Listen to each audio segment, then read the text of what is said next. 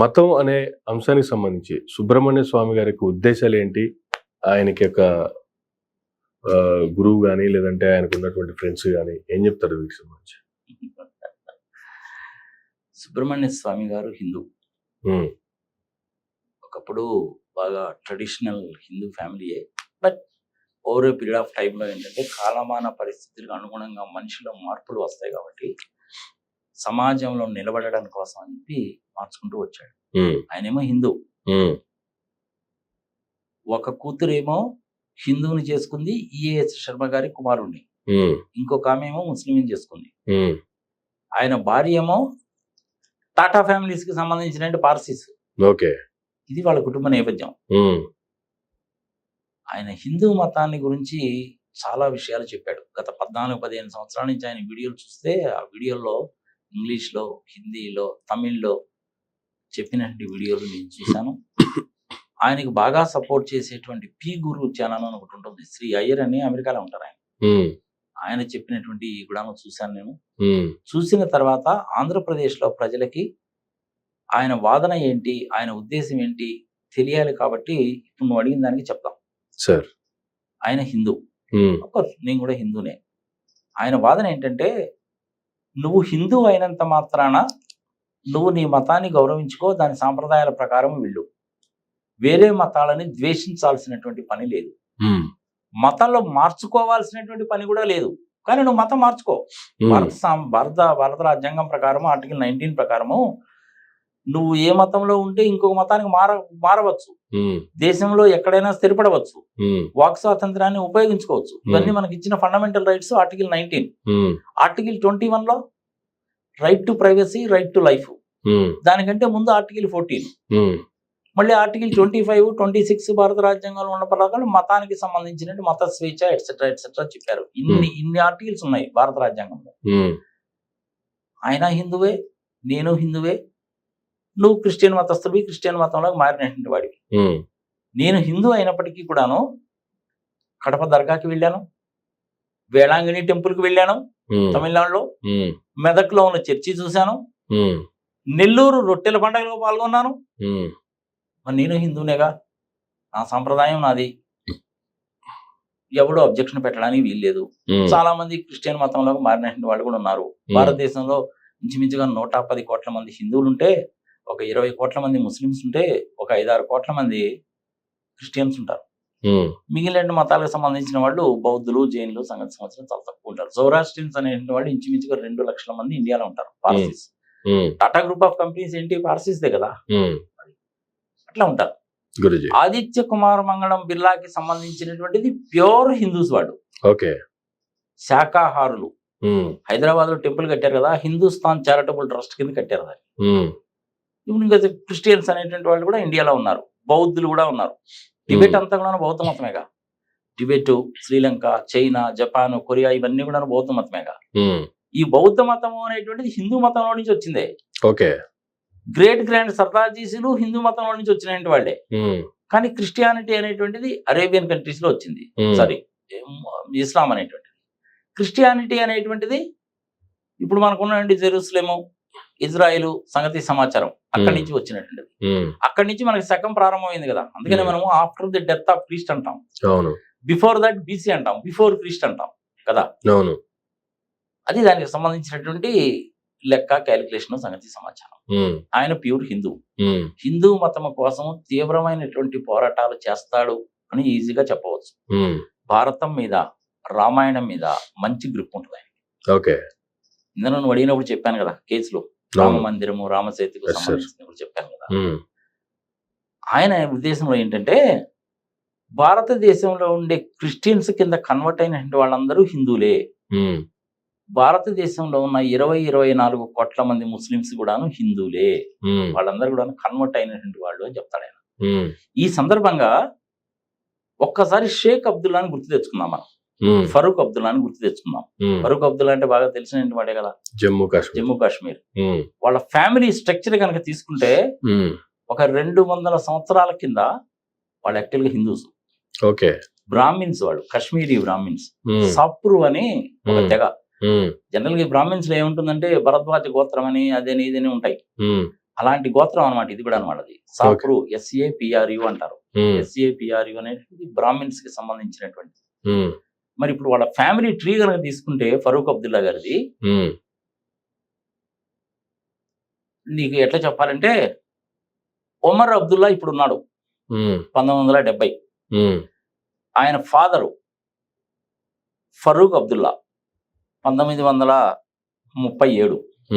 ఫరూక్ అబ్దుల్లా గారి తండ్రి షేక్ అబ్దుల్లా 1905. షేక్ అబ్దుల్లా గారి తండ్రి షేక్ మొహమ్మద్ ఇబ్రహీం. ఆయన కాశ్మీర్ లో కార్పెట్స్, శాలువలు తయారు చేయడము, నేయడము, అమ్మడము లాంటి కార్యక్రమాలు చేస్తుండేవాడు. సో ఈ షేక్ అబ్దుల్లా గారి ముత్తాత, షేక్ అబ్దుల్లా గారి ముత్తాత ఆయన యాక్చువల్ గా బ్రాహ్మణు, ఈ సప్రు తెగకి సంబంధించినటువంటి వ్యక్తి. ఆయన అప్పుడు ముస్లిం కింద మారాడు. మరి షేక్ అబ్దుల్లా గారి ఫాదర్ ని గురించి చెప్పారు కదండి నాగార్జున రెడ్డి గారు మీరు, ఇబ్రహీం అని. ఆయన తండ్రి మెహతా అంటారు ఆయన్ని, మెహతా మస్త్రూమ్ అంటారు ఆయన్ని.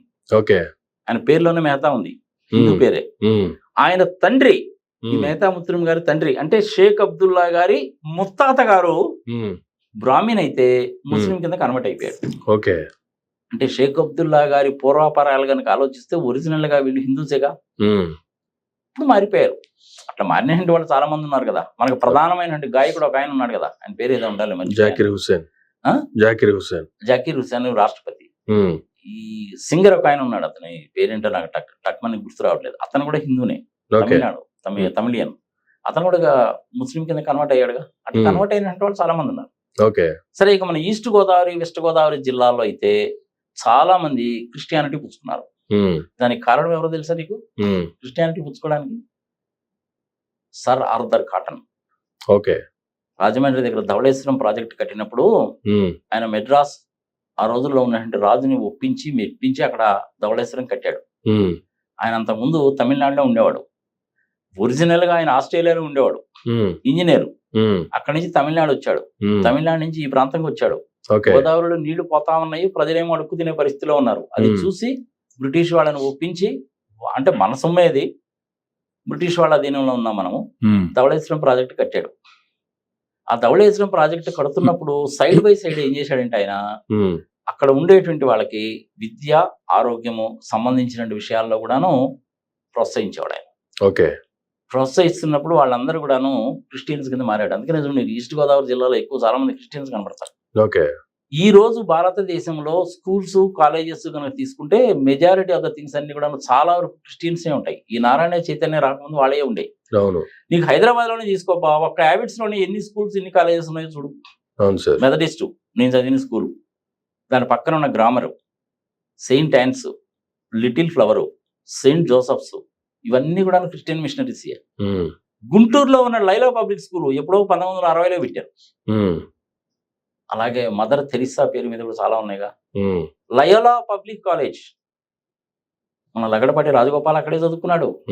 మా బావగారు ఒక ఆయన పాసం సుందరరామరెడ్డి గారు ఆయన అక్కడే చదువుకొని కర్నూలు మెడికల్ కాలేజీలో మెడిసిన్ చేసి అక్కడి నుంచి అమెరికా వెళ్ళి అమెరికాలో స్థిరపడిపోయాడు. మన రామ్ గోపాల్ వర్మ ఉన్నాడుగా, ఆయన కూడా అదే కాలేజీలో చదువుకున్నాడు, నల్లపాడు. గవర్నమెంట్ కాలేజెస్ కూడా ఉన్నాయి కానీ ప్రైవేట్ కాలేజెస్, ప్రైవేట్ స్కూల్స్ అంటే అప్పుడు క్రిస్టియన్ మిషనరీస్ కి సంబంధించినవి అనమాట. ఇది ఫరూక్ అబ్దుల్లా గారికి సంబంధించినటువంటి వ్యవహారం. తెలిసిందా ఇప్పుడు నీకు? ఉమర్ అబ్దుల్లా, ఫరూక్ అబ్దుల్లా, షేక్ అబ్దుల్లా. షేక్ అబ్దుల్లా గారి ఫాదరు షేక్ మొహమ్మద్ ఇబ్రహీం, ఆయన ఫాదరు మెహతా, ఆయన ఆయన ఫాదరు ముస్లిం కింద కన్వర్ట్ అయిపోయారు. అంటే 225-250 సంవత్సరాల కింద నుంచి వాళ్ళు ముస్లిమ్స్ గానే ఉన్నారు. ఇందులో ఏం తప్పలేదు. నేను కూడాను ఫరూక్ అబ్దుల్లా గారితో అప్పుడప్పుడు మాట్లాడుతుంటాను సుమా. ఆ ప్రయత్నం అనేటువంటిది అది నాకు ఎప్పటి నుంచి వచ్చిందంటే 2019లో ఎలక్షన్స్ జరిగినప్పుడు కర్నూలుకి ఫరూక్ అబ్దుల్లా గారిని చంద్రబాబు నాయుడు గారు తీసుకొచ్చారు. ఏందబ్బా చంద్రబాబు నాయుడు ఏం తీసుకొచ్చాడు ఏందని చెప్పి చూస్తే ఆ కర్నూలు, కడప జిల్లాలో ముస్లిం పాపులేషన్ ఉన్నటువంటి ప్యాకెట్స్ లో ఓట్ల కోసం అని చెప్పి ఆయన తీసుకొచ్చాడు అన్నమాట చంద్రబాబు నాయుడు. గెలవలేదనుకో, that is a different thing. 2019లో ఏం జరిగిందో మనం చెప్తాం. అప్పుడు ఆయన నెంబరు తీసి పెట్టుకున్నాను నేను. ఇప్పటికి కూడా నా దగ్గర ఉంది. ఓకే. అప్పుడు మాట్లాడుతుంటాను. 80 సంవత్సరాలు దాటిపోయినప్పుడు కూడా నేను ఫోన్ చేసినా కానీ ఎత్తుకుంటాడు పాపం ఆయన. చక్కగానే మాట్లాడతాడు ఇంగ్లీష్ లో. ఆయన బాధ అంతా కూడా వెళ్ళబుచ్చుకుంటా ఉంటాడు. ఎందుకంటే పాపం 2 ఏళ్ళు ఇంట్లో నుంచి బయటికి రానికుండా చేశారు కదా వాడిని. ఓకే. మేము కూడా భారతీయులమేనండి, ఎప్పటి నుంచో ఉన్నామండి. మరి మా ఫ్యామిలీ బ్యాక్గ్రౌండ్ ఇదండి. ఇది ఇప్పుడు మేము కన్వర్ట్ అయిపోయాం. మేము మా సాంప్రదాయాలు మాది, మీ సాంప్రదాయాలు మీది. ఇండియాలో ఒక భాగమే కదా మేము కూడా. 2 సంవత్సరాలు మమ్మల్ని ఇట్లా బంధించడం ఏమిటండి అని ఒకరోజు పాపం చాలా డీటెయిల్ గా చెప్పాడు. ఆ డీటెయిల్ గా చెప్పిన సందర్భంలోనే ఈ సంగతి చెప్పాడు నాకు ఆయన. లేదా నాకు కూడా ఏం తెలిసి వస్తుంది ఆయన చెప్పాడు కాబట్టి నేను ఏంటంటే to be on the safe side అనే పుస్తకంలో రాసుకున్నా. ఎడ గుర్తుంటాయి ఇవన్నీ గుర్తుండవుగా. విచిత్రం ఏంటంటే ఫరూక్ అబ్దుల్లా గారిని షేక్ అబ్దుల్లా గారు మీ నాన్నగారు అంటున్నారు కదండి. మీ నాన్నగారు ఆయన జీవిత చరిత్ర రాసుకున్నటువంటి దాంట్లో మా ముత్తాత బ్రాహ్మణు కన్వర్ట్ అయిపోయాడని చెప్పి రాసుకున్నారు. మీ ముత్తాత గారి పేరు ఏందండి అని అడిగా.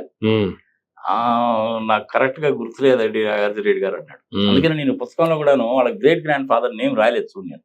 ఓకే. షేక్ అబ్దుల్లా గారి తాత పేరు రాసుకోగలిగాను కానీ ఆయన చెప్తే ఆయన ముత్తాత పేరు రాసుకోలేకపోయారు. ఓకే. అంటే ఆయనకు కూడా గుర్తులేదు. అన్ని గుర్తుండాలని ఉంటాయి. ఇప్పుడు నువ్వు మా ముత్తాత పేరు ఏందని అడిగితే చెప్పడం నాకు కూడా కష్టమే. మా పిల్లలకి అయితే అసలు గుర్తుండదు. ఎవరికైనా కష్టమే లేండి. అని గుర్తుండాలి. కానీ ఈ జనరేషన్ లో మన వల్ల జనరేషన్ వచ్చినప్పటికీ తాత పేరు కూడా తాత తాత అంటే తప్ప పేర్లు అడిగితే కూడా తెలియదు. సో ఇట్లా ఈ మతం అనేటువంటి దాని మీద సుబ్రహ్మణ్య స్వామి గారు మటుకు చాలా క్లియర్ గానే ఉంటాడు.